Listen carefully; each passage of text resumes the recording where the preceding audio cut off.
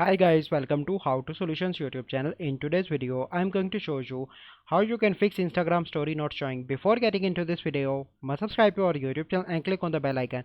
So the first step you need to do is to open Play Store and search Instagram and update your Instagram application. Once you've done that, you simply need to go into the settings and then you need to go into the app management, and here you need to click on app list and search for Instagram, and here you need to click on storage and cache. Then you need to click on clear storage and clear cache. Once you complete that step, you simply need to go into the permissions, and here you need to give camera permission, and then you need to log in into your Instagram account like this and click on your story and take a picture from your camera and share that onto your story. So let me share that and show you that it is working.